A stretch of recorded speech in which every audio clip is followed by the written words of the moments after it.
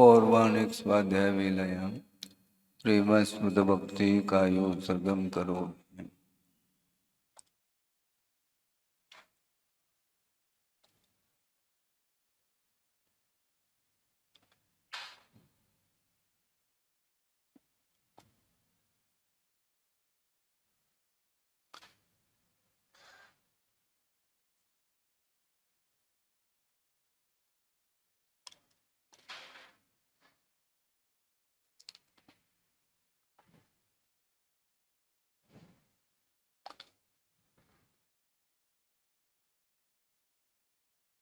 ओकारं बिंदु संयुक्तं नित्यं ध्यायन्ति योगिनः कामदं मोक्षदं चैव ओंकाराय नमो नमः।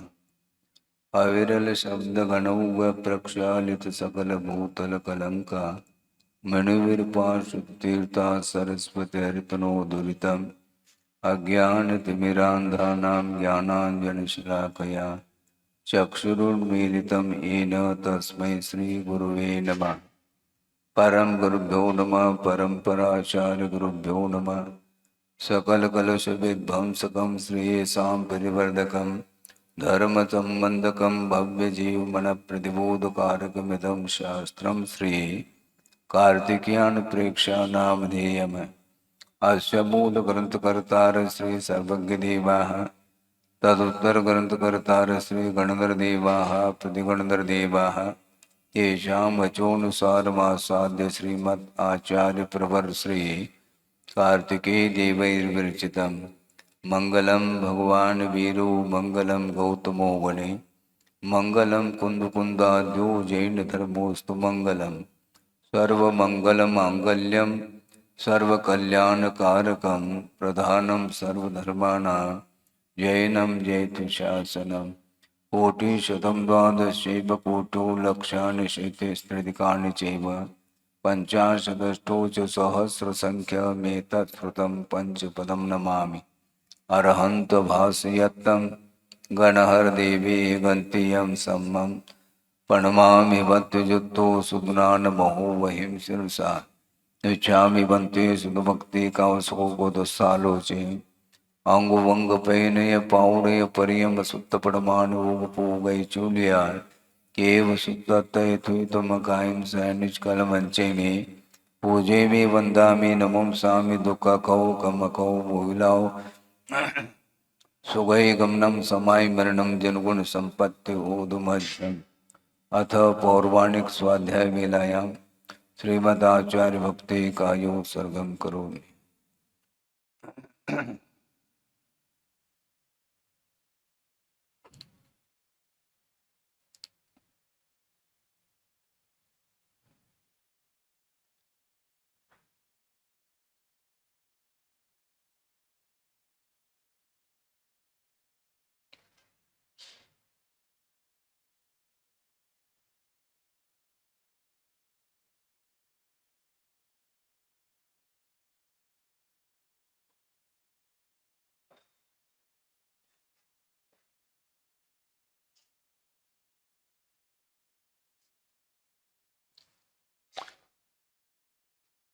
श्रुतिजलधिपारगेभ्य स्वपरमत विभावना पटुमतिभ्य सुचरितपूर्णदेभ्यो नमो गुरुभ्यो गुणगुरुभ्य।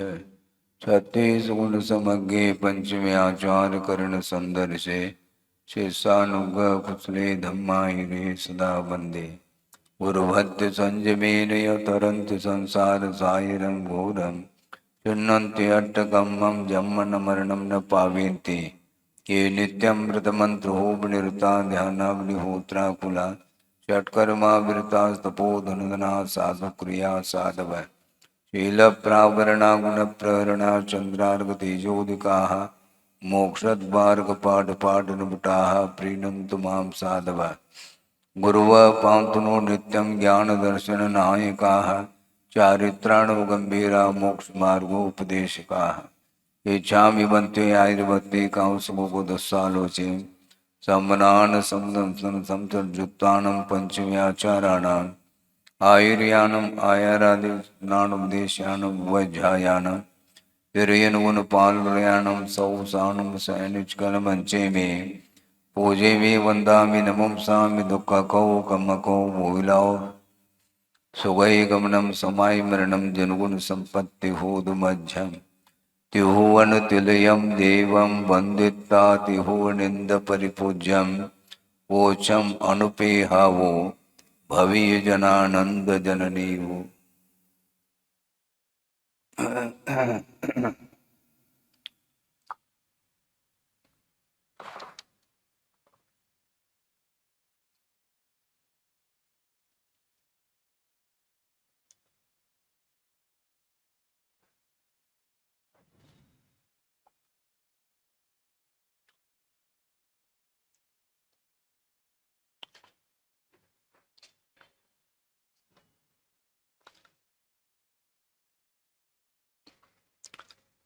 कर्म का आश्रव जो होता है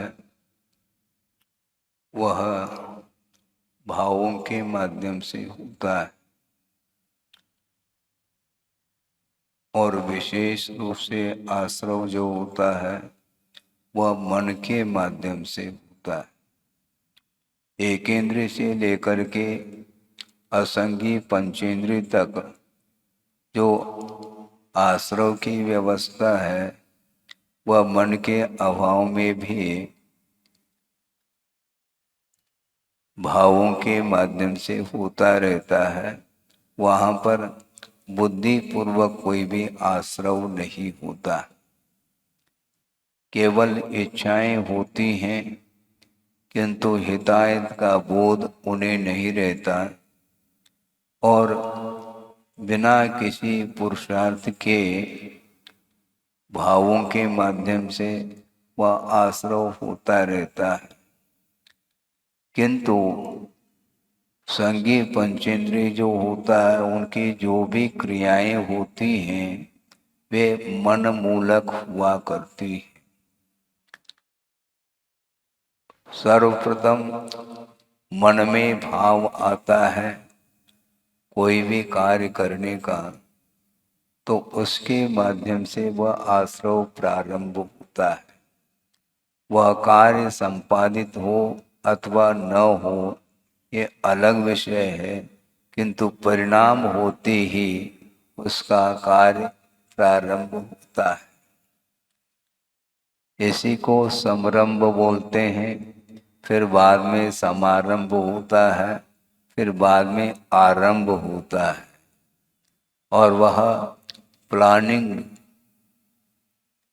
योजना बनाता है किसी कार्य को लेकर के और योजना जो ही प्रारंभ होती है वह कार्य प्रारंभ नहीं हुआ किंतु योजना भर चल रही है मन के माध्यम से, तो कार्य अभी पूर्ण क्या प्रारंभ ही नहीं हुआ, इसके बावजूद भी वह कर्म का आश्रव प्रारंभ होता है। कि इसलिए मन को शांत रखना बहुत कठिन कार्य होता है। किसी न किसी निमित्त को लेकर के मन के माध्यम से आश्रव होता ही रहता है, वह आपको ज्ञात नहीं रहता है। मन में विचार चलते ही रहते हैं किसी न किसी उद्देश्य को लेकर के और उसके माध्यम से जो कर्म का आश्रव हो रहा है वह बुद्धि का विषय नहीं बन पाता और इसी को आचार्यों ने अज्ञात भी कहा। अज्ञात का अर्थ बहुत स्पष्ट किया है। ज्ञात का अर्थ ये है कि बुद्धि पूर्वक मुझे ये करना है, इस प्रकार का जो भाव आता है वो तो ज्ञात के अंतर्गत आता है।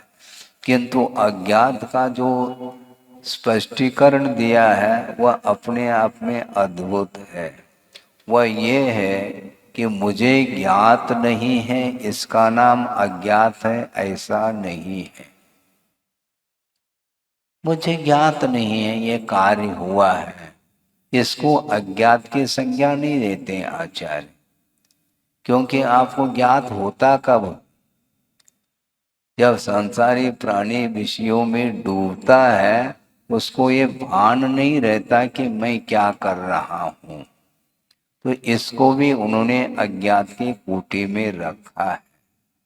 हाँ, क्योंकि उन्मत्तता के कारण, मद के कारण, बिना सोच विचार किए जो प्रवृत्ति की जाती है वह अज्ञात के कोटि में आता है।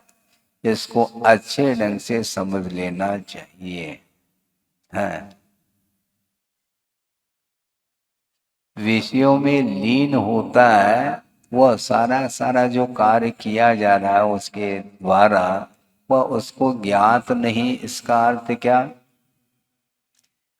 मेरे द्वारा ये करने योग्य है क्या नहीं करने योग्य है, इस ओर उसकी दृष्टि नहीं जा पा रही है और वह कार्य करता चला जा रहा है।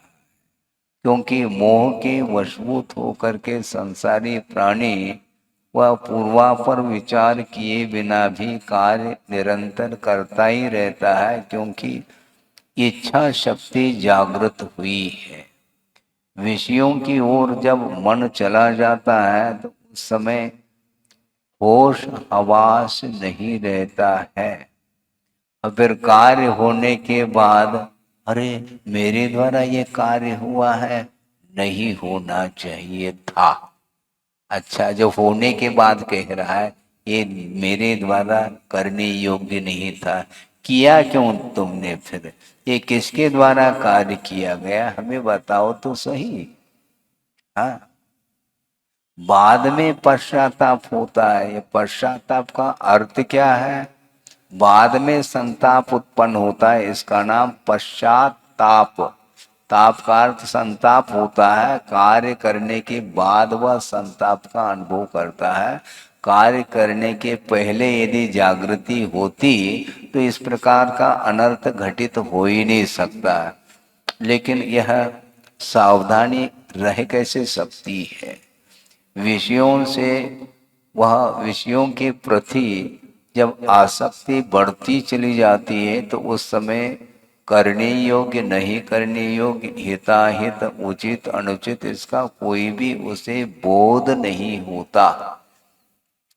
जबकि उसके पास मन है, मन होते हुए भी मन का उपयोग नहीं करता, वो करने नहीं देता। ये मोह का ये परिणाम है, मोह की ये प्रकृति, उसका यह स्वभाव है कि आपको हमेशा भुलाव में डालना, ये मोह का ही कार्य माना जाता और उस भुलाव में वह आ भी जाता है। फिर बाद में जो है ना, अनर्थ घटित होने के बाद फिर पश्चाताप की बात करता है। चोरी करता है उस समय उसको ज्ञात नहीं रहता कि इसका परिणाम क्या निकलने वाला है, और चोरी करने के उपरांत तो अब जेल तो जाना ही पड़ेगा। अब पश्चाताप करने से फायदा क्या है, हैं?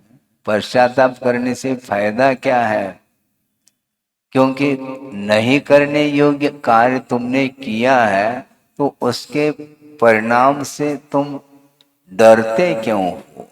संसारी प्राणी कृत्य तो करता है नहीं करने योग्य, किंतु उसका जब फल सामने आता है तो उसको भीति उत्पन्न होती है। तो आचार्य कहते हैं इस प्रकार भीति होने से काम नहीं चलेगा, क्योंकि पाप भीरु होना चाहिए। उस समय पाप से तो भीति उत्पन्न नहीं हुई, और पापमय कार्य करने के बाद जब उसका फल सामने आता है उस समय क्यों डरते हो तुम, हैं? इस प्रकार डरने से कोई माफ करेंगे क्या तुम्हें, संभव नहीं। कर्म एक ऐसा तत्व है, वह निष्पक्ष रहता है, कोई वह पक्षपात करता ही नहीं। और दूसरी बात यह है कि जो कर्मों का कर्ता होता है उसका फल का भोक्ता भी वही होता है, दूसरा नहीं हो सकता। कर्म का कर्ता कोई दूसरा हो और उसके फल का भोक्ता कोई दूसरा हो, ऐसा संभव नहीं है।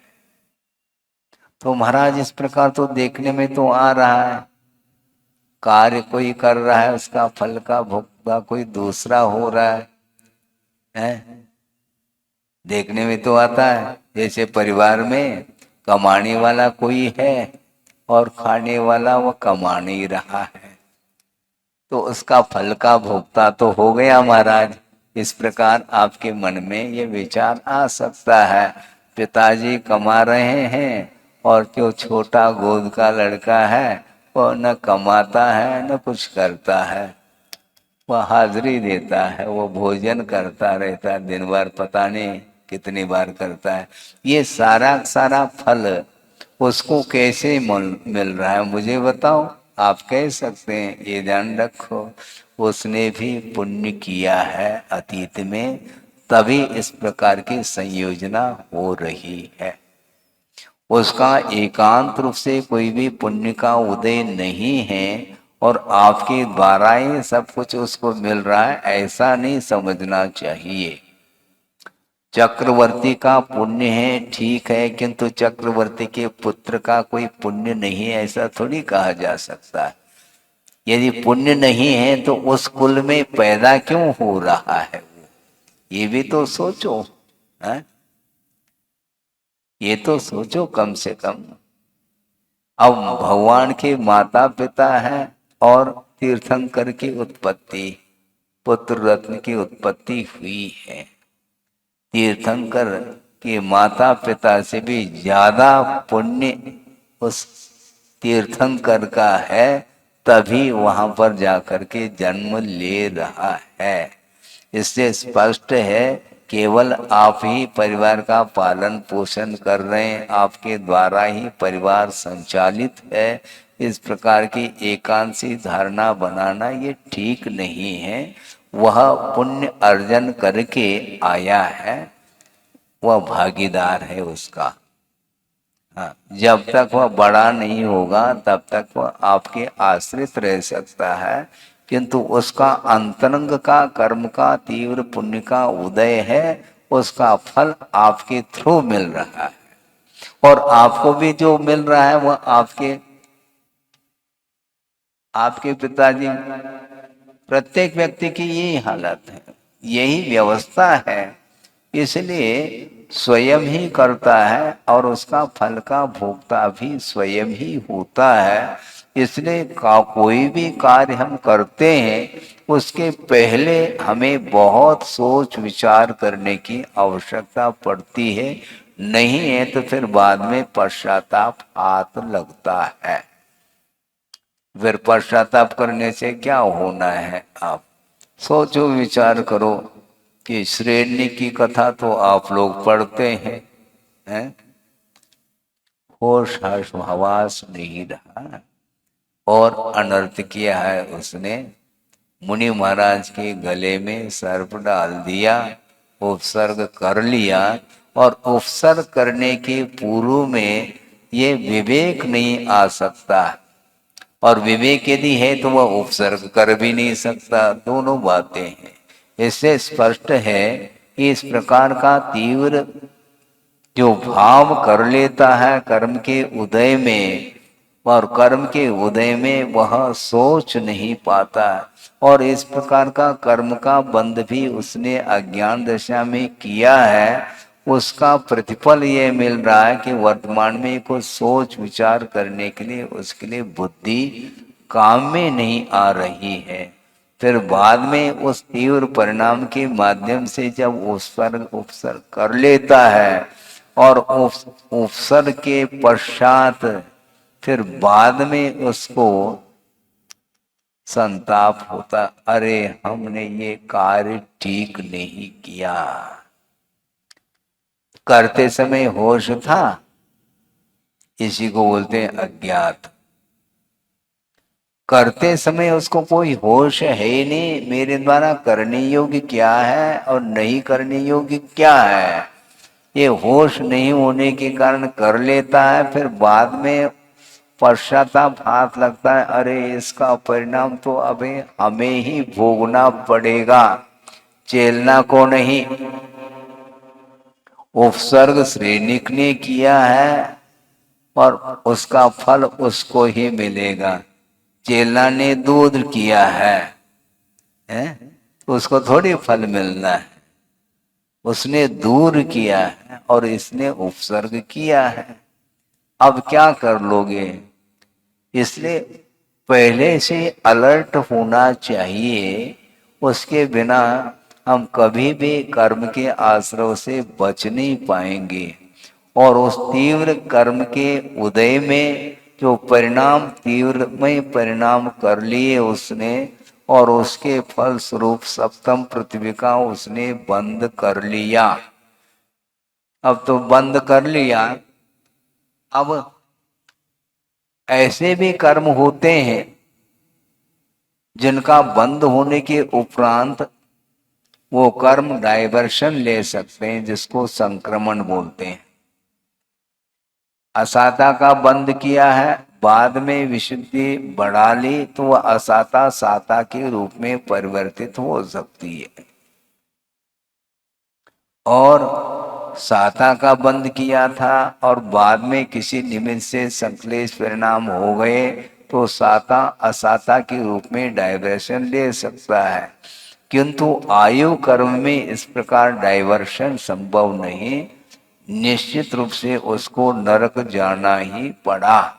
ये बात अलग है, पश्चाताप के माध्यम से उसने आयु को घटा ली है, जिसको अपकर्षण बोलते हैं। 33 सागर की आयु को लेकर के बंद तो किया था, फिर बाद में उसने जो पश्चाताप किया, अपनी निंदा आलोचना आदि उसने किए, उसके फल स्वरूप वह उसकी स्थिति घट करके 84,000 रह जाती है। ये ठीक है, उसने पश्चाताप कर लिया, उसका परिणाम इतना निकला, किंतु जाना तो पड़ेगा।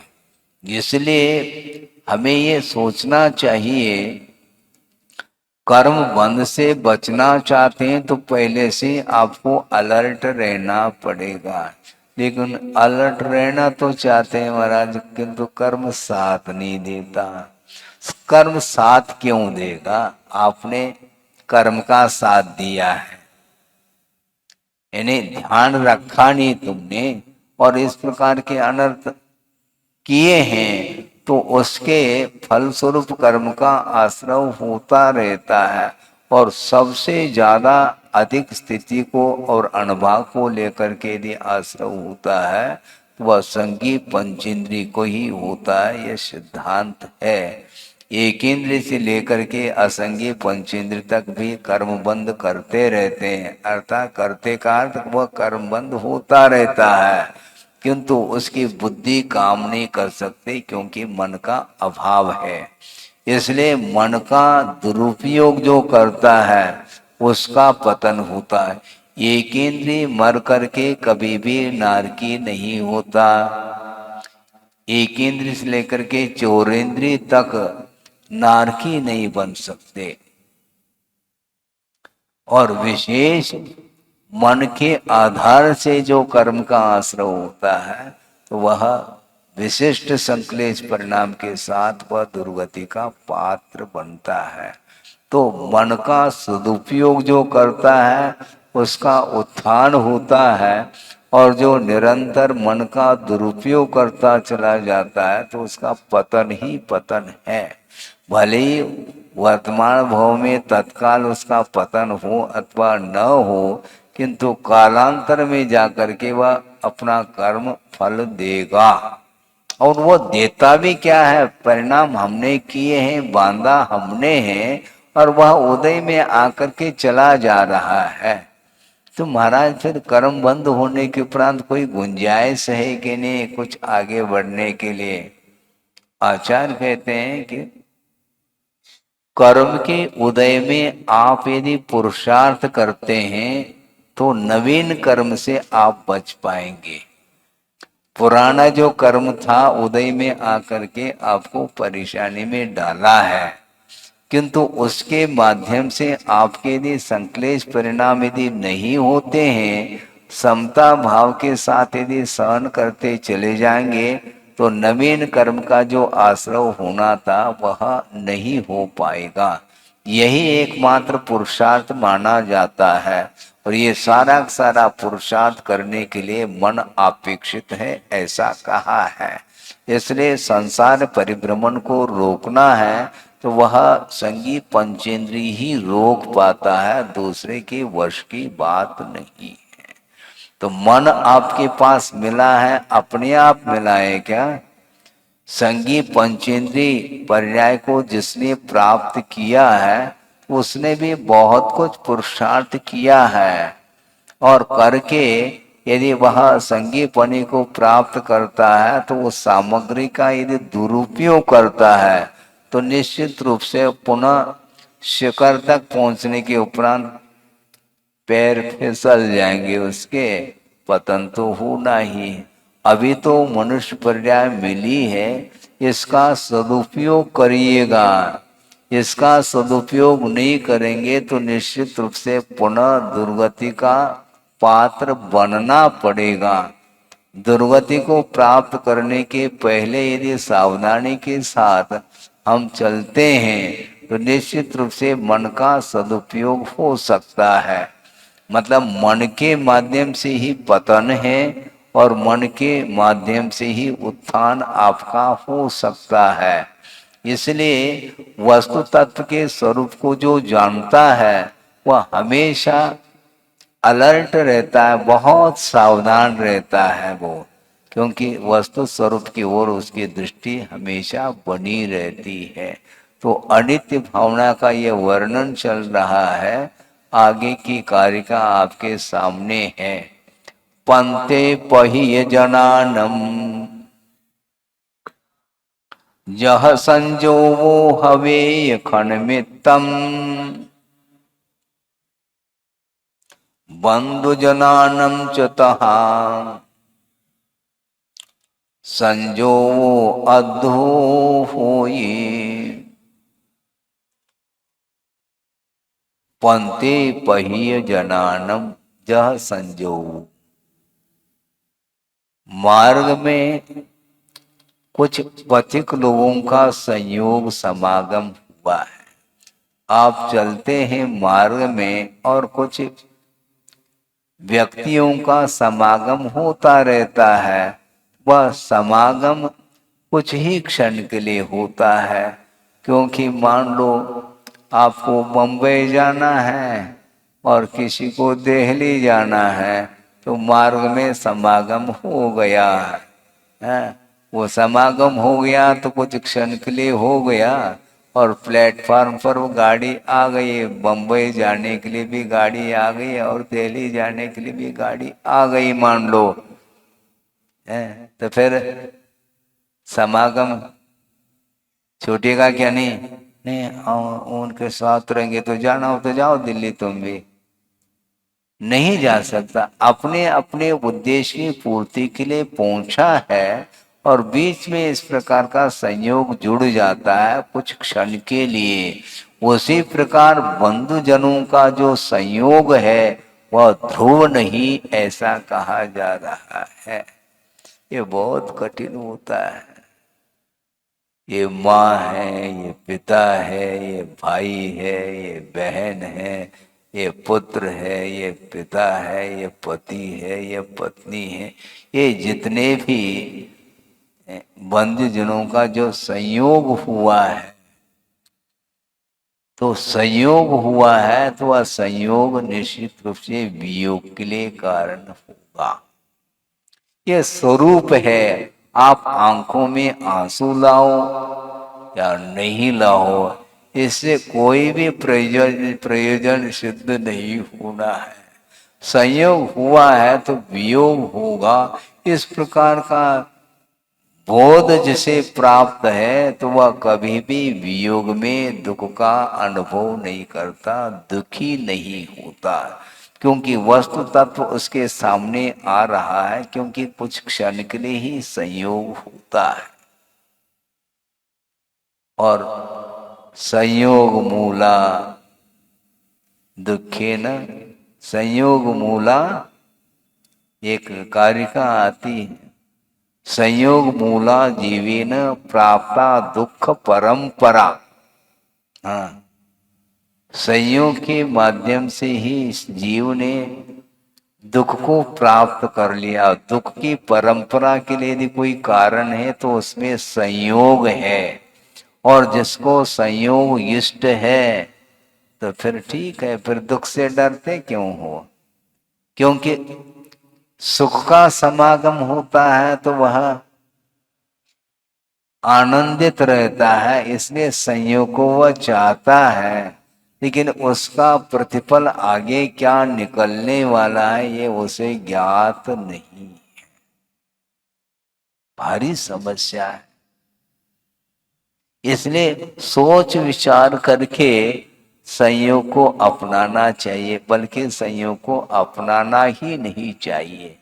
क्योंकि पहले कीचड़ में पैर डाल करके धोने की अपेक्षा उस उसमें प्रवेश करना ठीक नहीं। लेकिन ध्यान नहीं रहता है, ध्यान रहता नहीं, बाद में देख लेंगे। बाद में क्या देख लोगे? बुरी तरह से जब फंस जाओगे तो उस समय भगवान याद आता है। फिर भगवान ऐसा कौन सा कर्म का उदय आया? उदय क्या, तुमने बांधा है तो उदय में तो आएगा, उसको कौन रोक सकता है?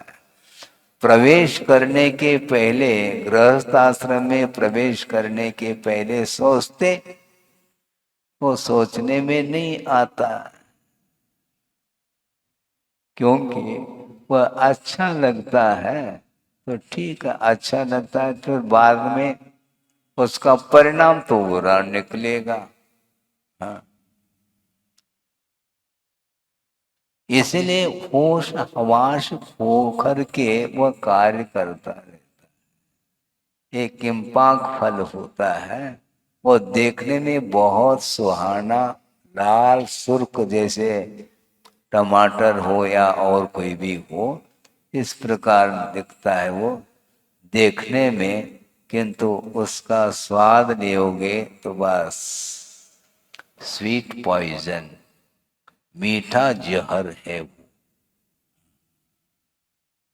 देखने में सुंदर दिख रहा है, उसका स्पर्श गुण भी अच्छा है, मुलायम है, और शुरुआत में वह मीठा भी लग सकता है, लेकिन परिणाम जो निकलेगा वह भयंकर निकलता है। उसी प्रकार ये पंचेंद्रिय के जो विषय हैं वे चखने में अच्छे लगते हैं, देखने में अच्छे लगते हैं, सूंघने में अच्छे लगते हैं, स्पर्श करने में भी अच्छा लगता है, और सुनने में भी अच्छा लगता है, सुनने में भी हाँ तसल्ली मिलती है? क्या बना है?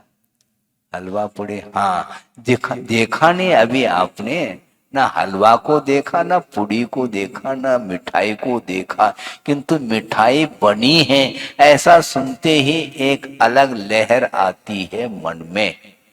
वो क्या है? वो यही कर्णेंद्र का विषय माना जाता है।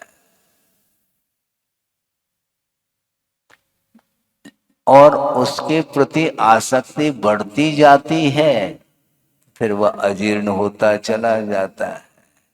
क्योंकि अति सर्वत्र वर्जयेत कहा है।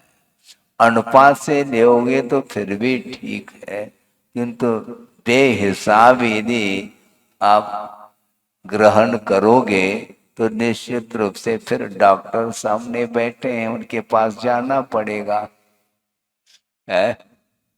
जाना ही पड़ेगा। क्योंकि लोभ के कारण ही इस प्रकार की दशा होती है संसारी प्राणी की। भूख लगी है, प्यास लगी है, बुझाना है, ठीक है, किंतु अनुपात से ले ना, नहीं, फिर सामने दिख जाए तो ऐसा लगता है कि पूरा ही पूरा ले लें, तो पूरा ले लो तो पूरी तरह से फिर डॉक्टर को सौंप दो अपने आप में। क्या करोगे? तो उस समय कुछ होश हवास नहीं रहता, इसी को अज्ञात बोलते हैं। अज्ञात का अर्थ यही होता है कि विवेक खो जाता है उस समय, इसको अज्ञात बोलते हैं। और जो विवेक रहता है तो वह सोचता है कि अपने लिए कितना ग्रहण करना, क्या करना, कौन सा लेना, कब लेना, ये सारा सारा विषय उसके सामने आता है। उसी प्रकार जितने भी सांसारिक कार्य होते हैं जो भयानक परिणाम को लिए हुए होते हैं, इसलिए जो विवेकशील व्यक्ति होता है वो पहले से ही वह उसका परिणाम उसके ध्यान में आता है, वह भूल करके भी उसको हाथ नहीं लगाता। हमें उस प्रकार का कार्य नहीं करना। किंतु विवेक जिसके पास नहीं है वह करता चला जाता है। और विवेक कब आएगा महाराज? इसका कोई काल है, टाइम पीरियड? विवेक कब आ सकता है? 8 साल में विवेक आ सकता है, ध्यान रखो। और 80 साल में भी विवेक आ जाए कोई गारंटी नहीं। एक जीरो और लग गया 8 के सामने, फिर भी वो ऑटो में घूम रहा है? 80 साल का होने के उपरांत भी उसको घूमना पसंद है। और 8 साल का बालक है तो वह उसको विवेक जागृत। बड़ा आश्चर्य लगता है कि 8 साल की उम्र क्या होती है। खेलने वाला है, दौड़ना, खेलना, कूदना ये होता है। अभी उंगली पकड़ करके चलना सीख रहा है। इसके उपरांत भी उतनी उम्र में उसको वैराग्य हो जाता है। इसका अर्थ उसको विवेक जागृत हुआ है कि वस्तुतः यह संसार क्षणिक है।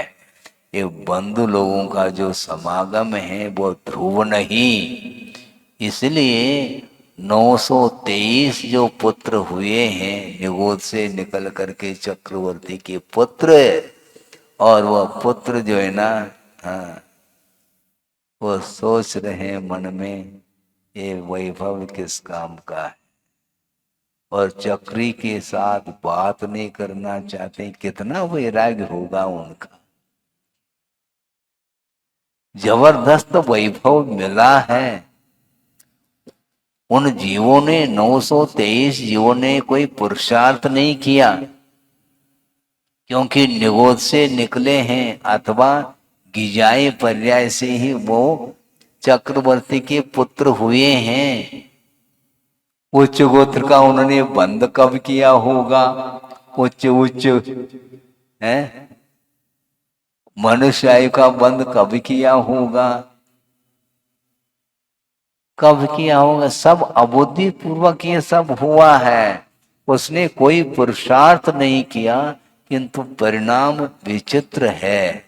तुम नाक रगड़ो नहीं मिलेगा, पापड़ बेल लो ऐसा बोलते हैं। हम पापड़ बेल रहे हैं, बहुत पुरुषार्थ किया जा रहा है, उसके बाद भी हम फल से वंचित हैं। और उसने कुछ भी पुरुषार्थ नहीं किया, किंतु ऑटोमेटिक वह उसको पर्याय मिल जाती है। और चक्रवर्ती सचखंड अधिपति है, और उसको वैराग्य अभी भी नहीं हो रहा है। और 8 साल का जो बालक है वो एक नहीं, दो नहीं, 923 हैं। और वो सोच रहे हैं ये संसार का स्वरूप क्या है। बंधु जनानम तहा संजोगो, ये बंधुओं का समागम, ये ध्रुव नहीं है। ये चक्रवर्ती की संपदा, ये वैभव, ये सारा सारा क्षणिक है। इस प्रकार सोचने का भाव उसके अंदर कैसा आ रहा है। और इधर बार बार बार बार उपदेश देने के उपरांत भी वही चल रहा है। कल भी उपदेश सुना था, आज भी सुन रहे हैं, कल भी सुनेंगे। ये एक रूटीन सा है। किंतु उपदेश सुनने के उपरांत वैराग्य की बात मन में आनी चाहिए, नहीं आ पाता। मिलने के उपरांत भी छोड़ने का भाव, इसी को ज्ञानी का लक्षण बोलते हैं। नहीं मिलने पर छोड़ने की क्या बात है, मिलने के बावजूद भी उसको ग्रहण करने का भाव नहीं आना, यह ज्ञानी का लक्षण है। सम्यक दर्शन उत्पन्न हुआ है, उसका ज्ञान भी सम्यक है, किंतु कुंद कुंद स्वामी उसको ज्ञानी संज्ञा नहीं लेना चाहते हैं, क्योंकि जब तक असंयम की भूमिका में रहेगा, जब तक वह परिग्रह के साथ संबंध रखता है, उसको हम ज्ञानी नहीं कहना चाहते। आगम की दृष्टि से वह सम्यक दृष्टि हो सकता है, उस अपेक्षा से उसके पास सम्यक ज्ञान हो सकता है, किंतु वह श्रद्धानात्मक परिणति है, किंतु प्रयोग की ओर दृष्टि उसकी अभी भी नहीं जा रही है। चक्रवर्ती सम्यक ज्ञानी है क्या? नहीं है, क्योंकि इच्छा एक सम्यक दृष्टि है। सम्यक दर्शन उत्पन्न होते ही ज्ञान सम्यक हो जाता है, यह सिद्धांत का विषय है। तो ऐसी स्थिति में उसके पास सम्यक ज्ञान है, किंतु अभी भी वंश मोर कह रहा है। 923 पुत्रों के लिए वैराग्य हो रहा है, हो चुका है, और चक्री के साथ वो बात नहीं करना चाहते हैं। इसके बाद भी चक्री को सोचना चाहिए था, है? पिताजी को सोचने में बात नहीं आ रही है, और पुत्र के मन में बात कैसे आने लगी? वो नादान है, आप कह सकते हैं पुत्र को नादान है, किंतु वह पुत्र सोचता है तुम नादान हो, इसलिए तुम्हारे साथ बात करने में कोई फायदा नहीं है, कोई लाभ नहीं है, इसलिए मौन रह जाते हैं। तो चक्रवर्ती को चिंता होती है कि गूंगे तो नहीं है, क्योंकि पुत्र की चिंता मुझे थी, काफी दिन से पुत्र नहीं हो रहा है, और पुत्र रत्न की प्राप्ति हो गई, और 923 पुत्र उत्पन्न हुए हैं। इसके बावजूद भी हमारे साथ कोई वार्ता नहीं, मामला क्या है? हैं? वह चक्रवर्ती जाकर के भगवान से पूछता है, भगवान ऐसा कौन सा कर्म का उदय कि 923 पुत्र हुए तो हैं, किंतु सारे सारे मौन हैं, गूंगे तो नहीं। गूंगे नहीं हैं, वो बिल्कुल बोलते हैं, किंतु तुमसे नहीं बोलेंगे, हमसे बोलेंगे। बस तालियां बज गई, खत्म। वो भगवान से बोलेंगे, क्योंकि वो भगवान बनना चाहते हैं। तुम यदि भगवान बनना चाहते हो तो तुमसे वो बोलेंगे, तुम तो अभी सिंहासन तुम्हारा छूट नहीं रहा, राज सिंहासन, इसलिए उनको राज करना नहीं, तुम ही करते रहो। हाँ, वन मैन शो, अकेले रहो। हाँ, हम आपके लिए बालक सिद्ध हो सकते हैं, इसलिए पूरी तरह से उस राज का उपभोग आप ही कर लो, हमें करने की आवश्यकता नहीं, क्योंकि जाति स्मरण आदि हो जाता है तो अतीत का रिकॉर्ड इतिहास सामने आता है, तो रोंगटे खड़े हो जाते हैं। मुझे अब लौटना नहीं है, है? मुझे लौटना नहीं, ये भाव उनके अंदर आया और वो निकल पड़े, क्योंकि उन्होंने वस्तु तत्व के स्वरूप को समझा ही नहीं, समीचीन चिंतन किया होगा, अणुपरीक्षा उन्होंने की होगी, और अनित्य का आभास उन्हें हो रहा था कि सारा सारा समागम ये केवल क्षणिक है।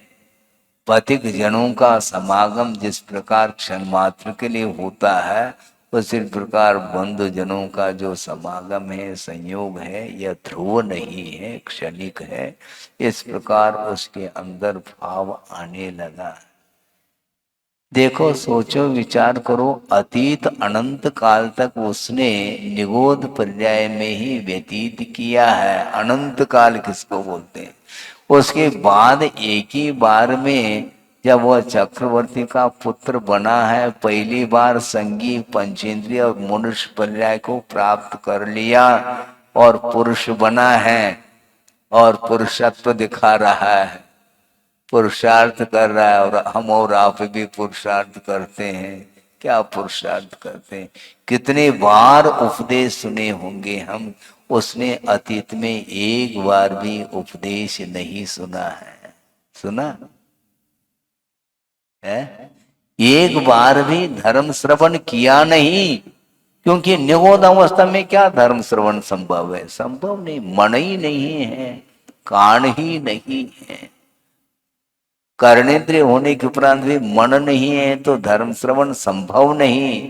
तो अतीत अनंत काल में एक बार भी देशना नहीं सुनी और पहली बार में ही उसको वैराग्य हो रहा है। इसको लेकर के बड़ा आश्चर्य होता है, किंतु आश्चर्य कहते हैं आश्चर्य की कोई बात ही नहीं, क्योंकि ये भीतरी परिणति है। मन में एक बार बात आ गई कि वस्तुतः वस्तु का स्वरूप यही है।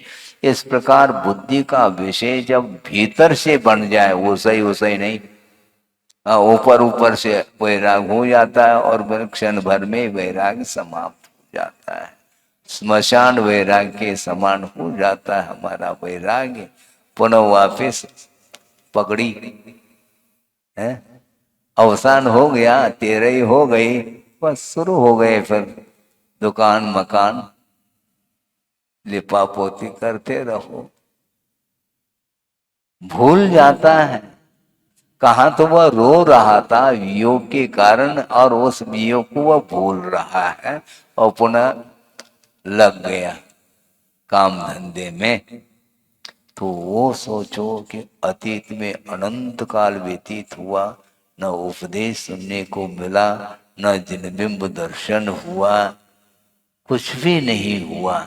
इसके बाद भी वर्तमान में जो उन्हें जो वातावरण मिला है उसका सदुपयोग उसने किया। इस प्रकार का समागम संसारी प्राणी को कई बार मिला है, इसके बाद भी उसको बात समझ में नहीं आती। और उसको कैसे बात समझ में आ गई, हमें बात समझ में नहीं आ रही है। और देख लेंगे कितना तीव्र वैराग्य होगा। सही वैराग्य वही माना। वस्तु स्वरूप का स्वरूप भी ज्ञात हो और फिर भी सम्यक ज्ञान उत्पन्न न हो, फिर भी वह चारित्र की ओर कदम न बढ़ाए, ऐसा संभव नहीं। किंतु सम्यक ज्ञानी, सम्यक दृष्टि, क्षायक सम्यक दृष्टि होने के बाद भी वह चक्री अभी भी समोसन से घर जा रहा है लौट करके। जैसे समोसन से भी कोई अच्छी चीज घर में मिल रही हो। क्या है? साक्षात प्रभु विराजमान है और उपदेश सुन भी लिया है और सम्यक दर्शन भी है उसके पास और क्षायिक है। इसके बाद भी मोह कहता है अभी लौट। मोह के कारण लौट रहा है, कोई लौटाने वाला कोई व्यक्ति नहीं वहां पर, ये ध्यान रखो। 8 साल का बालक तो समोसन में प्रवेश कर गया और लौटना नहीं चाहता, उसको किसने बोध दिया मुझे बताओ। अब हम पूछना चाहते हैं कि भगवान प्रेरक है क्या? नहीं। पुनः विषय उसको लाए हम हैं। चक्रवर्ती घर लौट रहा है तो भगवान भेज रहे हैं क्या? नहीं। भगवान ने बुलाया क्या 923 को? उत्तर देना है। प्रश्न मंच है। 923 जो पुत्र जो समोसन में गए हैं तो भगवान ने बुलाया क्या? नहीं। और चक्रवर्ती को घर भेजा है क्या? नहीं।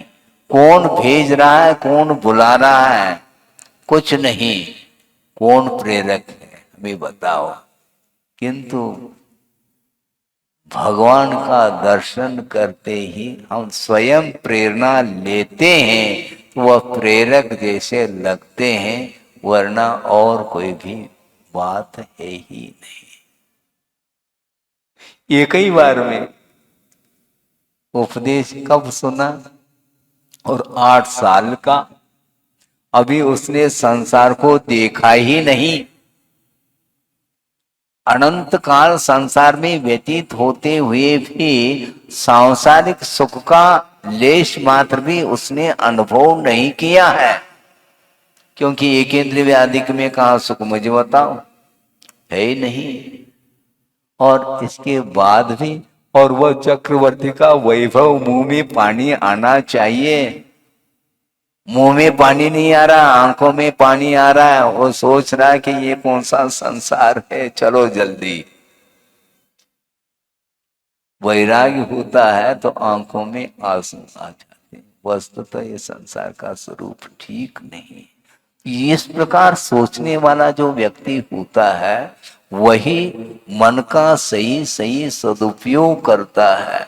मन में विचार विमर्श करने की क्षमता होने के बावजूद भी वैराग्य के अभाव में वह मोह से प्रभावित होकर के अन्य वस्तुओं का समागम करने के लिए वह कटिबद्ध होता है। किंतु उसे ज्ञात नहीं है ये एक तात्कालिक समागम संयोग है।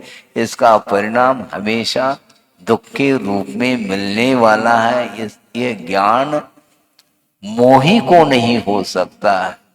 यह ज्ञान केवल वैरागी को ही होगा। और 923 के 23 लौटे नहीं, और जिन दीक्षा अंगीकार करके उसी भव से मुक्त हो गए तो ताली बजाते रहो, उनको ट्राली से कोई आनंद नहीं आने वाला। ऐसे बजाने वाले तो बजाते रहते हैं, खाली ताली बजा करके घर क्यों लौट रहे हो, ये प्रश्न है? बहुत कठिन है। गुरुदेव ने एक बहुत अच्छी बात कही थी। वैसे उनके सारे सारे अच्छे ही होते हैं, किंतु प्रसंग के अनुरूप ये कहा जा रहा है, भगवान की स्तुति करना सरल है। उनकी विवक्षा देखो, भगवान की स्तुति करना सरल है, भगवान की वंदना करना भी ठीक है। वंदना करके स्तुति करके घर की ओर क्यों लौट रहे हो? है भगवान के सामने आने के बाद तुमने पाया क्या उनसे? उनकी वीतरागता का दर्शन करके तुमने क्या पाया, मुझे बताओ। स्तुति करना निषेध नहीं, किंतु स्तुति करने के उपरांत उस पद को प्राप्त करने के लिए जिसके अंदर वैराग्य उत्पन्न होता है, वह वस्तुतः सही वंदना, सही स्तुति मानी जाती है।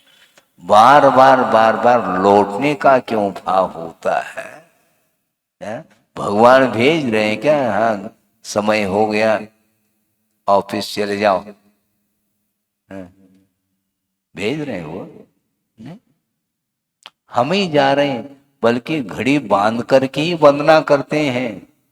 समय बीच बीच में घड़ी देखते हैं, पूजन करते समय कहीं गाड़ी चूक न जाए, बस ये रहता है। मतलब उपयोग उधर ही रहता है। वस्तु तत्व का स्वरूप जानने के लिए मात्र दर्शन करना पर्याप्त नहीं। ये नहीं समझना कि दर्शन करना व्यर्थ है, ऐसा नहीं कहा जा रहा है। ये अनेकांत है, ये तो समझना है। देव गुरु शास्त्र के प्रति समर्पण भाव होना चाहिए। उनकी आराधना आप निरंतर करिएगा। इसके बाद भी आश्रय पंच परमिष्ट का लेते हुए भी आपके अंदर विषयों के प्रति विरक्ति आनी चाहिए। क्योंकि प्रभु की आराधना के पीछे हमारा यही तो एक लक्ष्य है, अन्यथा और कौन सा लक्ष्य है? वहां पर जाने का अर्थ क्या है? वहां पर कुछ दे रहे हैं क्या भगवान? ये भगवान देते हैं, ऐसी धारणा है। कई लोगों की धारणा होती है महाराज भगवान देते हैं, अच्छी बात है, भगवान देते हैं, बिल्कुल देते हैं। जाना फिर लौटना नहीं घर है, क्योंकि भगवान देते हैं।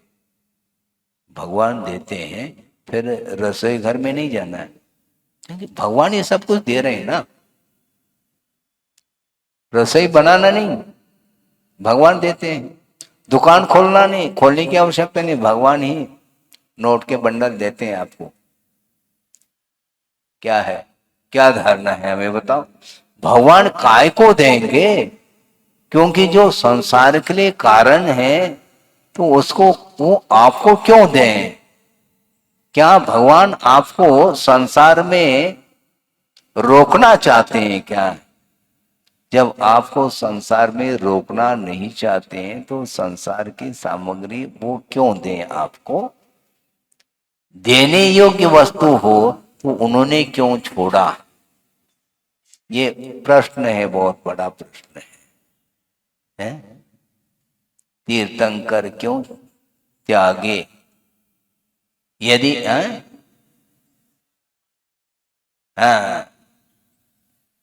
हाँ, यदि संसार में विशेष सुख मिलता है तो वो तीर्थंकर क्यों त्यागे? काहे को शिव साधन करते संयम से अनुरागे, ऐसी कोई पंक्ति आती है। विषयों में यदि सुख होता तो उन्होंने छोड़ा क्यों? इसलिए स्पष्ट है कि विषयों में सुख नहीं है, इसलिए भगवान कभी भी आपको विषय दे नहीं सकेंगे, बल्कि छोड़ना चाहो तो आशीर्वाद दे सकते हैं। ये है वस्तुतः देखा जाए। लेकिन संसारी प्राणी की दशा ही कुछ अलग है। इसलिए टाइम पीरियड की बात कह रहे थे कि किस समय वैराग्य होता, कोई टाइम पीरियड है क्या? सुबह शाम है वैराग्य प्राप्त होता है? किसी भी पल में वैराग्य हो सकता है। हाँ, और किसी भी पल में वैराग्य समाप्त भी हो सकता है। गाड़ी रिवर्स, पक्की बात है। तो उसको देख करके हमें आश्चर्य लगता है कि अनंत काल तक एक बार भी जिसने देशना सुनी नहीं, और उसको 8 साल में और वैभव मिलने के उपरांत भी वैराग्य, इसको बोलते हैं ज्ञानी का लक्षण। मिलने पर भी उपेक्षा, और उपेक्षा का अर्थ ही ये किसका फल है? उपेक्षा का अर्थ चारित्र होता है, वह ज्ञान का फल माना जाता है। नानस फलम उपेक्षा अज्ञान हानिर्वा, ऐसा कहा है। ज्ञान का फल उपेक्षा का अर्थ चारित्र होता है, और 923 के 23 वे सम्यक दृष्टि निकले और ज्ञान उन्हें प्राप्त हुआ और वैभव उन्हें रुच नहीं रहा है, इसी को बोलते हैं ज्ञानी। और जहां वहां जा करके जनलिंग को अंगीकार कर लेते हैं और उसी भाव से मोक्ष प्राप्त कर लेते हैं। ये किसका फल है? अनुप्रेक्षा का फल है। द्वादशान परीक्षा, अपनी कार्तिकान परीक्षा का स्वाध्याय आप सुन रहे हैं। लगभग 15 दिन हो गए हैं। चातुर्मास में से 15 दिन निकल गए, कट गए। और क्या, 15 दिन कट गए। 3.5 महीने का था और 3 महीने, केवल 90 दिन रहे हैं दिवाली के, वो भी कट जाएंगे। और क्या, जब एक पक्ष निकल गया, 5-6 पक्ष और रह गए हैं, बस पक्षी उड़ सकता है फिर है। उड़ा जा रहा पंछी, रोको फिर ये भजन चालू हो जाएगा। और क्या है ये है, रोकने वाला कोई नहीं, परिणमन को कोई भी रोक नहीं सकता। यही सिद्धांत है। ये सिद्धांत यदि मान लो समझ में आ जाए, फिर वहां लौटना नहीं चाहेगा। क्या कर सकते हैं, होता ऐसा ही। हम सोचते कुछ और निकलता कुछ है।